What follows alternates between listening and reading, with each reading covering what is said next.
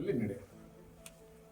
ಏನ್ ಮಾಡ್ಬೇಕು ನಾವೆಲ್ಲ ಅಡ್ವೊಕೇಟ್ಸ್ ಅಂತಂದ್ರೆ, integrity means doing what is right when nobody is watching you. ನಿಮ್ಗೊಂದು ಕೇಸ್ ಕೊಟ್ಟಿರ್ತಾರೆ, ಸರ್ಕಾರ ಕೊಟ್ಟಿರ್ತಾರೆ, ಯಾರೋ ಕ್ಲೈಂಟ್ಸ್ ಕೊಟ್ಟಿರ್ತಾರೆ. ದೊಡ್ಡ ದೊಡ್ಡ ಕೇಸ್ ಬಂದ ಕೂಡಲೇ ನಿಮ್ಗೆ ದೊಡ್ಡ ದೊಡ್ಡ ಆಫರ್ ಬರುತ್ತೆ ಹೊರಗಡೆಯಿಂದ, ಬೇರೆ ಬೇರೆ ಕಡೆಯಿಂದ. ಆದ್ರೆ ನೀವೊಂದು ನಿಮ್ಮ ಕ್ಲೈಂಟ್ ಕೇಸ್ ತಗೊಂಡಿದ್ದೀರಿ, ನಿಮ್ಮ ಕೆಲಸವನ್ನ ನಿಮ್ ಕ್ಲೈಂಟ್ ನೋಡ್ತಾ ಇದ್ದಾನೋ ಇಲ್ವೋ, ಏನ್ ನೋಡ್ತಾ ಇದ್ದಾನೋ, ಯಾರು ನೋಡ್ತಾ ಇದ್ದಾನೋ ಇಲ್ವೋ, ನಿಮ್ಮ ಕೆಲಸವನ್ನ ನೀವು ಶ್ರದ್ಧೆಯಿಂದ ಮಾಡೋದೊಂದೇ ಮಾಡಬೇಕಾಗಿತ್ತು. ಗೊತ್ತಿನ್ನೇನು ಅದಕ್ಕೆ ಬೇರೆ ಇನ್ನೇನು ದೊಡ್ಡದೇನು ಇಲ್ಲ. ಬಹಳಷ್ಟು ಬುಕ್ಗಳು ಓದಿ, 5am club, how to maintain, there are so many books on that. You need not worry about anything, do your job. ಬಹಳಷ್ಟು ಬುಕ್ಗಳಿದೆ, ಬಟ್ ನನಗೆ ಬಹಳ ಇಷ್ಟ ಆಗಿದ್ದು ಅಂದ್ರೆ ಈ ಡೆಫಿನೇಷನ್ ಕೊಟ್ಟಿದ್ದು Charles Russell,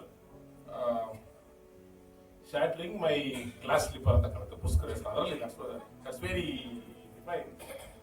integrity means doing right when nobody is watching you. ಅದನ್ನ ಮಾಡ್ತು ಅಂತಂದ್ರೆ ನೀವು ಬೇರೆ ಎಲ್ಲ ಏನು ವಿಚಾರ ಮಾಡುವಂತ ಅವಶ್ಯಕತೆ ಇಲ್ಲ. ವೀರಪ್ಪ ಸಾಹೇಬರು ಇಷ್ಟೆಲ್ಲ ಮಾತಾಡಬಹುದು ಅಂತ ನೀವು ತಿಳ್ಕೊಂಬಿಡಿ. ಅವ್ರು ಅಡ್ವೊಕೇಟ್ ಆಗಿದ್ದಾಗ ಏನ್ ಮಾಡಿದ್ರು ಅಂದ್ರೆ, ಅವ್ರು ಇದ್ದಿದ್ದು ಚೆನ್ನಾಗಿರ್ತಾ ಇತ್ತು, ಒಂದ್ ಹೇಳಿಲ್ಲ. ಅವರು ಗೌರ್ಮೆಂಟ್ ಅಡ್ವೊಕೇಟ್ ಆಗಿದ್ದಾಗ ಒಂದು ಯಾರೋ ಒಬ್ಬ IPS ಆಫೀಸರ್ ತಪ್ಪು ಮಾಡಿದ್ರು. IPS ಆಫೀಸರ್ ಬಂದು ಒಂದು ಲಕ್ಷ ಅಂತ ಹಣ ಹೊರಗಡೆ ಕೊಟ್ಟು, ಸರ್ ನನ್ನ ಡಿಫೆಂಡ್ ಮಾಡಿ, ಕುತ್ಕೊಂಡಿದ್ದವ್ರು ಎದ್ದು ಕೆನ್ನೆ ಹೊಡೆದ್ರು. IPS ಆಫೀಸರ್ಗೆ ಅವ್ರು ಗೌರ್ಮೆಂಟ್ ಅಡ್ವೊಕೇಟ್ ಆಗಿದ್ದಾಗ ಕಪಾಳ ಕೊಡೋದಿತ್ತು. ಅದನ್ನ ಜೀರ್ಣಿಸ್ಕೊಳ್ಳೋ ಶಕ್ತಿ ಕೂಡ ಅವ್ರಿಗಿತ್ತು. ಈಗ ಅದು ಎಲ್ಲರಿಗೂ ನೀವು ಮಾಡಿ ಅಂತ ಹೇಳ್ತಾ ಇಲ್ಲ ನಾನು.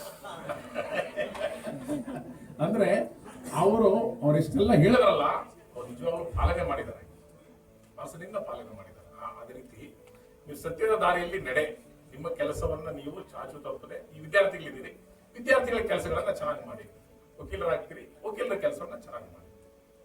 ಎಲ್ಲರಿಗೂ ವಂದನೆಗಳು. ಎಲ್ಲ ವಿನ್ನರ್ಸು, ರನ್ನರ್ಸು, ಬಹಳ ಜನ ಇದ್ದೀರಿ, ಎಲ್ಲ ಪಾರ್ಟಿಸಿಪೆಂಟ್ಸ್, ಎಲ್ಲರಿಗೂ ಒಳ್ಳೇದಾಗಲಿ.